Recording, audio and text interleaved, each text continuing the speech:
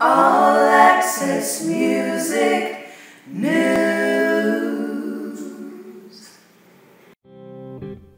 A bass player in LA who did a lot of the sessions, and I had met him while I was building studios in Hollywood at a place called Universal Audio.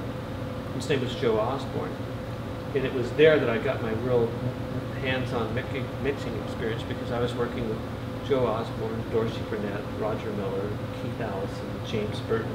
They were all buddies of the studio owners, and they came in to record and do things just to kind of use it as a test. So here suddenly I'm sitting with every great rockabilly player that you could ever want to be around, and that was so inspiring to me. And I'd asked Joe if he would trade me money. He keeps the money. I give him time to help build his little studio at home if he would teach me how to play the bass. So he had been teaching me, giving me some lessons and coaching. So when that opportunity came up and I rose my hand, I felt confident that I could, that I could do it. And you know, I'd already recorded some sessions on bass that were good. And so I was the last guy they tried out, and they couldn't believe that I could play this stuff almost nearly the same as Bruce was playing it. And they were just absolutely amazed. But then again, I cheated because I used to record all those songs for them, so I had access to those parts. I could that wasn't too hard to figure out. So I was blessed. Not really cheating so much as being prepared. I was prepared. Yes, I was prepared. Yeah. So you would do things and go, sure, I can do it, and you go, well, we'll find out if I can do it. Or did you have the confidence? Not cocky, but you just said, I think I can do it. You know, I've always had the ability to visualize something based on my experience of something. If I, like for instance, when I asked Rusty to perform on this last, he said, well, you know what, I'd like to do Call It Love. And I know that was a very difficult album to do. And then I had to go back and learn the parts again. But I spent about a month before the show just going over new songs, old songs, singing every other day to get my voice back into shape. Because it's like being an athlete.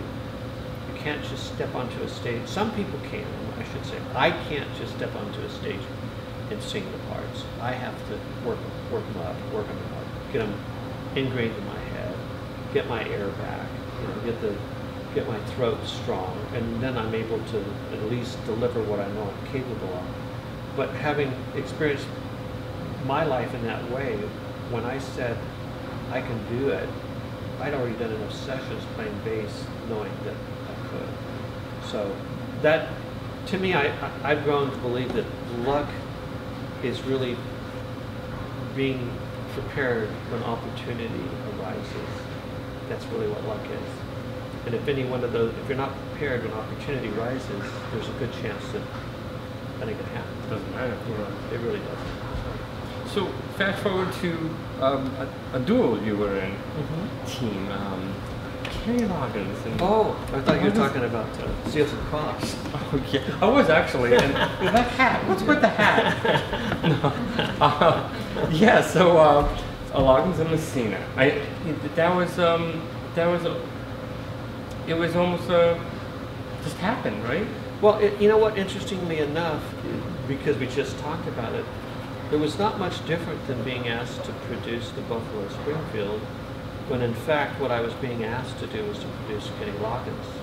But in the case of the Springfield, they had a band together and they knew each other, and they were prepared to do their songs. But Kenny had never had an agent, never had an attorney, never been signed to a label, never been performing artist on the caliber that I needed to get him up to speed on. So it was a question of, again, putting all the pieces together, finding a band for him, finding people that I had worked with, played with, that I could trust, and I knew could stand and deliver. Finding a place to rehearse. He had no money. There was no way to. So my father-in-law had a place up on Mulholland Drive, and a little pool house, and I said, would you mind if we used it?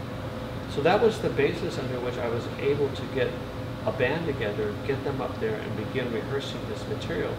He was mainly into folk songs in those days. He'd already written songs like House at the Corner. He had written Danny's song. There was a couple other songs that he had already written, but they were more folky, and I needed to get the material that was up-tempo so that he would now be able to shine as a more of a rock performer. So I gave him some of my songs. Peace of Mind was a song that I gave him. And then in the process of doing that, I just didn't feel he had enough yet to really have the confidence to go out there. And so I suggested to the record company that they allow me to produce an album called Kenny Loggins with Jim Messina sitting in. And the idea there was to give credibility to the album, not take anything away from him by being an artist who's sitting in with him, supporting the music. It gave me permission to give him a song or give him two or sing on some of those songs. And it gave us both an opportunity to work together so I could meet energy to get him up to where he needed to be. And Kenny was so great because he's always been one of these guys that, yeah, I can do that, I can do that, I can do that. And was just incredible to work with. So it took me a year to get everything where it needed to be, but by the time that was done, we'd done demos, I delivered them to CBS, they were happy with them, and now we could go into the studio. And the blessing about that is that we already knew in advance what we were going to record. We'd already rehearsed it. So when we got into the studio, which is the way I like to work, sure, it was a year, it was a week of tracking. It was a week of cleaning up the overdubs, if there was any mistakes, and adding any overdubs, get the thing mixed. So tracking, vocals, mixed, 3 weeks, $30,000, the album was done. So that's it.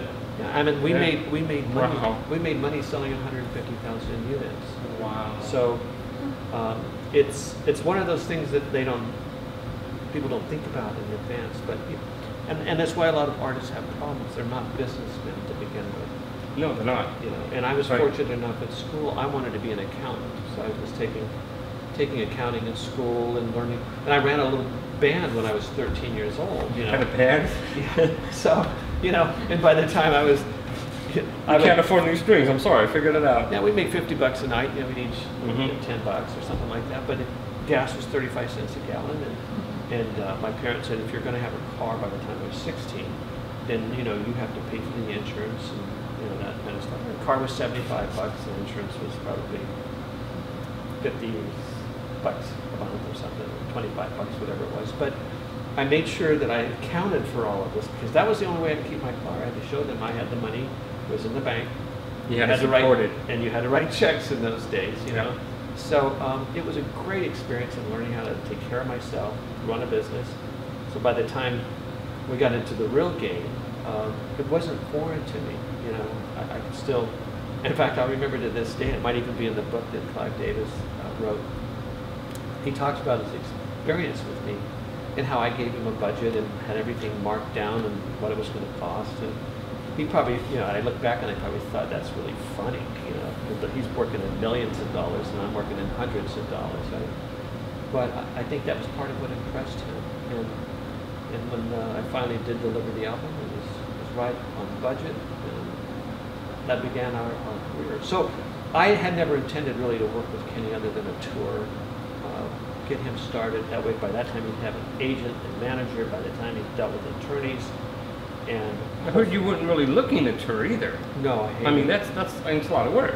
No, I just hated it. It was always such a bad experience. Alco was not a great experience in touring. And really? Yeah, no, Is it? We just didn't make any money, and you're Yeah. rooming with another person, Yeah. and that, you have to be private, you got to respect each other's privacy. We're staying in those days in Holiday Inns, and it's just traveling in station wagons, and the only good news was they were all great people to be with. There was not a lot of crap going on. That means a lot. And it really helped. And the same thing with Loggins, Merle and Larry and John Clark. It was just. So one thing I noticed is that you've kept your friends, you've kept the good people, and you associate and work well. You guys you all just clicked. And it wasn't even like, oh, we got this down, I can do this in my sleep. It wasn't like that. It was like you really clicked. It wasn't a machine. It was just, it was what it was. It was making music. Camaraderie, I kind of call that, which is where, I mean, I've worked with George Hawkins, the bass player. He was in Loggins and Messina in 1976. Right? He replaced Larry Sims, and then the violinist Gary Oliard. I've known since my son was, well, let's see, I think I started working with him in '93. My son was born in '92. That was 21 years ago, 22 years ago. And before that, Craig Thomas, who played on saxophone that night, he was with me in Oasis. We recorded that album in 1979. Wow. The drummers have a tendency to be different. I use several different drummers only because they're all such in demand that I have to take who's available. So David Byer was the drummer that last evening. He works with a lot of different artists. Sometimes I work with Jim Christie, who's now moved to Colorado. Sometimes I work with Stevie DeStanislaw, who also works with David Crosby. And when I was David, with Crosby, Stills, and Nash. Sometimes Jesse Seelenberg was a young artist, and I'm trying to remember what his father is. His father was a drummer in this huge band. I want to say it's not Aerosmith, but it's like one of those huge acts like that. And he goes out and plays drums with them when he needs it. But he's also a guitar player, songwriter, steel guitar player, keyboard player, and an incredible drummer. So sometimes he comes out and plays drums with me, and now he's 30-some years old, and he's old enough to be my son. But just everybody's on the same level. It's not like, oh, you're a good boy. It's like, wow, you're a great musician, you know? Yeah. So. Yeah. Well, I just wondered, do you remember the first time you heard yourself on the radio? Do you remember where you were? Do you remember, oh, that's me? Yeah, I do. And it was that record I was telling you about, The Rising Sun by the Deep Six. And in those days, Mike and I were this is 1960, 65 or 66. And we were already experimenting with distortion and compression in those days. We get those long sustaining notes, the kind of stuff you might have heard on Call It Love in 1989. It's doing that in 1966. Wow. So, yeah, I remember hearing that and thinking, wow, that really sounds good on the radio. It's cool. So, and back then you probably 4-track? When I first started in recording, the largest machine was a 3-track machine. 3-track. Yeah, they had a couple of 2-track machines and a 3-track. Now this is 1964, somewhere around there. And it was stereo was a big thing. But they had figured stereo plus 1 track for vocals in the center would be very cool. So, and it was. Right. I mean, it really gave the vocalists a chance to have space. And then a year or so later, 4-track came in. And when I went to work for Sunset Sound, that was the first time I really sat with an 8-track machine. Now that was like huge. That's like 1-inch tape. Scary. And then before I knew it, they had a 16-track machine, and that was 2-inch tape. That's like a video machine, and that was extremely scary. It was scary? I would think it'd be a playground. You said, oh, look what I can do. Well, what's scary is that nobody's perfect. And especially the artists that are most successful are the ones who are at least perfect. And they're always making mistakes, and you got to cut that stuff up with razor blades and tape. So there was a lot of edits that were made on a 16-track machine, a 2-inch tape. And if you miss it, you screw it up, it's curtains. So, wow. Wow. I mean, that was a manual labor. You didn't have cakewalk, and you didn't have.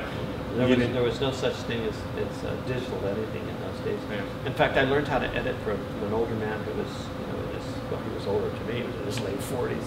And I was in my 20s. Oh yeah, he's old. Over the hill. He was 20 years younger than I am now.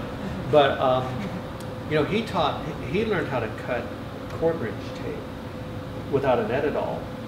when I was learning this edit all, it's about this long, Okay. and you put the tape in it, and it's Right. got a 45-degree angle, it's got a 30-degree angle, and then it has a blunt angle. And you put it in there, and you take a single-edged razor blade, and you cut it.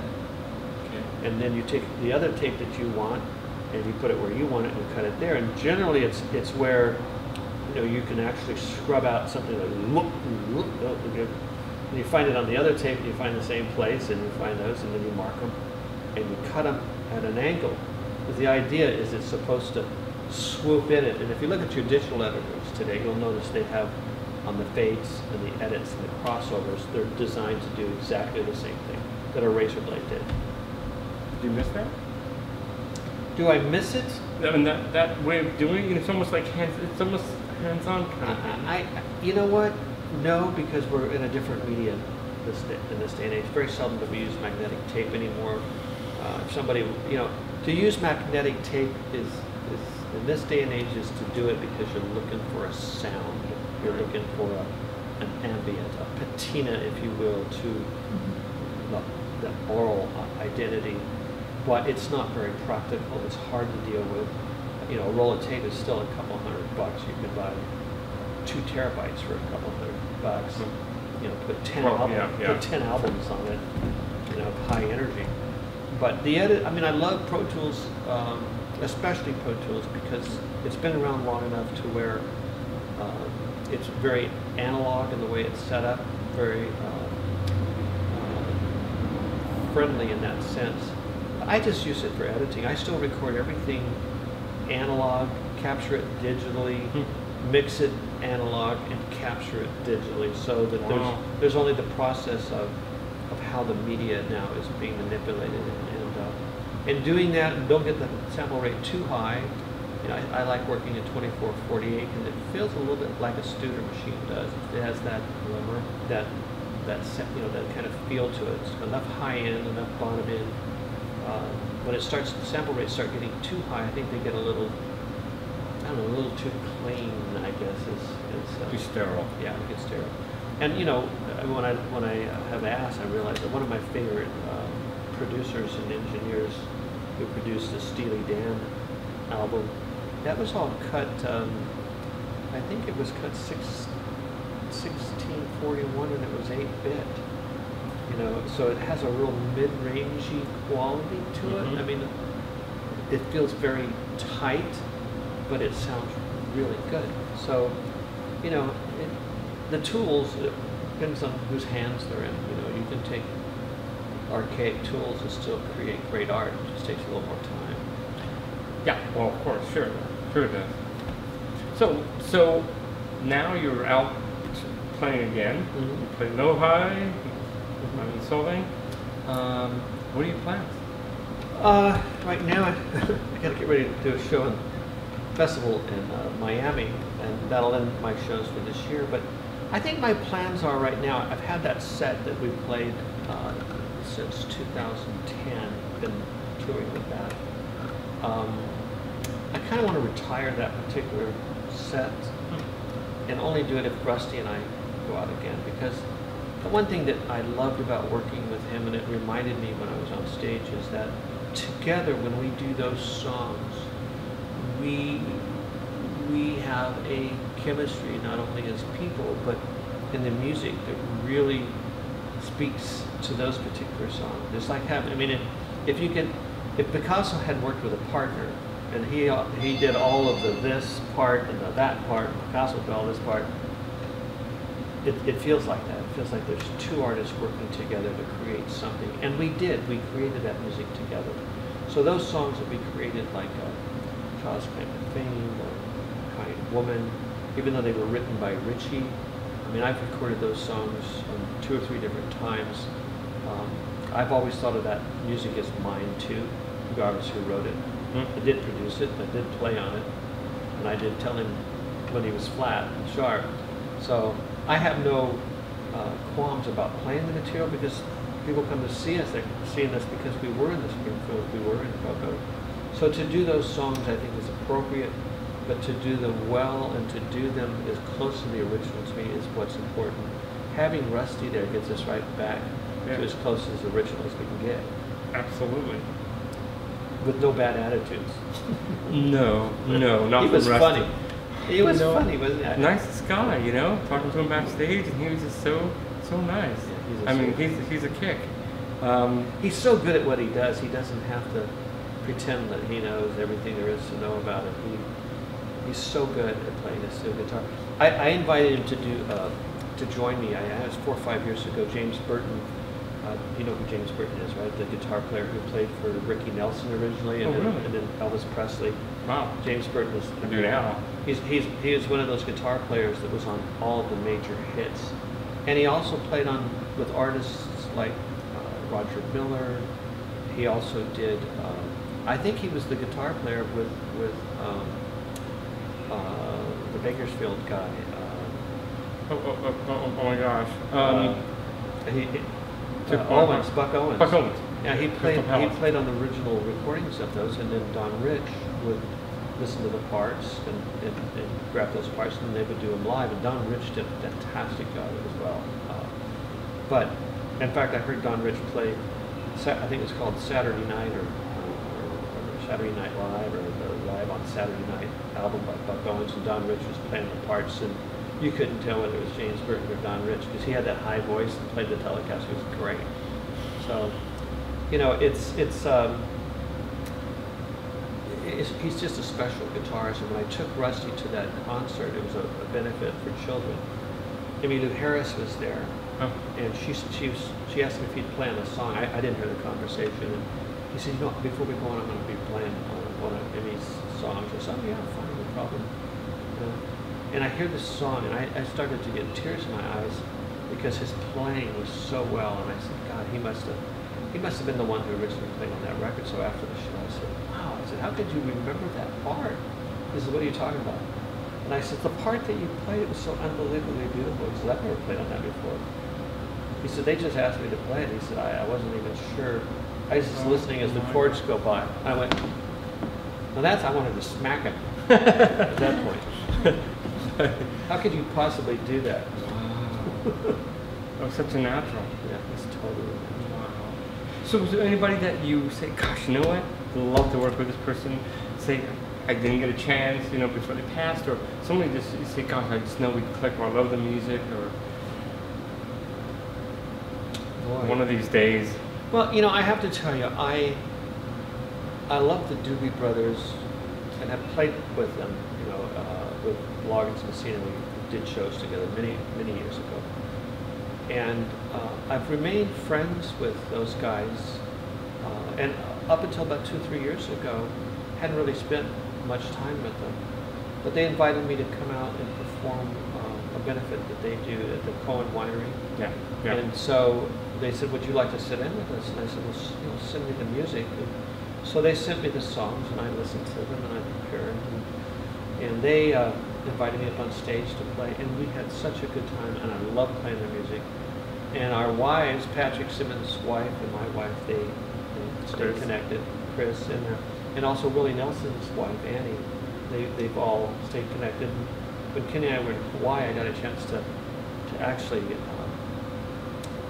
meet Willie more informally. I mean, I'd met him before concerts and stuff from a distance, but got a chance to meet him and his wife, and we went to see them at the casino, and we had Josie with us, and Willie kind of fell in love with my little daughter Josie.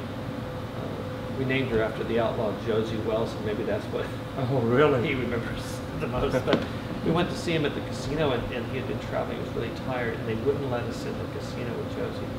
So we just left him a little basket and told him to catch him down the road. So this last time I went to see Willie was here in San Luis Obispo. There's a concert theater out there that he played. Not the Clark Center. Not the Clark Center, the San Luis Obispo, further up. I can't remember. It's college. Costa College? Costa College, yeah. And I really got a chance to talk to Willie one-on-one, and I never realized it before, but you know, being his age, I mean, he's got to be close to 80, if not. I think he is. That actually. his, you know, what did he listen to when he was a kid, right? I mean, what could possibly... And it started to dawn on me that that old guitar that he plays, and the way he plays the da-da-da-da-da-da, and he plays these little licks and stuff, it kind of reminded me of Django Reinhardt, you know. So I asked him point blank, I said, was Django Reinhardt ever in your psyche? And he said, are you kidding? He was my hero. Oh my God. You know, and then it suddenly dawned on me, when you listen to Django's music, there's a lot of diminished chords and minimum sevenths, and I said, oh my God, of course. And I said, so when I listened to, because I listened to a lot of his songs before I shut up, I asked him, I said, it wasn't really easy for you as a songwriter, because I would think that your songs were a hell of a lot more complicated than the country music was in those days. And he goes, well, yeah, it was a little more. And songs like Crazy, you know, crazy, crazy for feeling so low. I mean, that change alone is like, wow, that's almost like the ink spots, you know, in terms of the changes. Right. And then you have Nightlife. Here's another, a lot of diminished chords. And those were actually hits by major country artists. And I asked him, I said, did you, even after those songs, they didn't really accept you? And he said, that's why I left. I had to get out of it. I had to find my own place. And I related that because Poco was very much the same way. Yeah. We couldn't get them to grab our music and to accept it. And it's always difficult, and that's getting back to your first question. I don't categorize my music.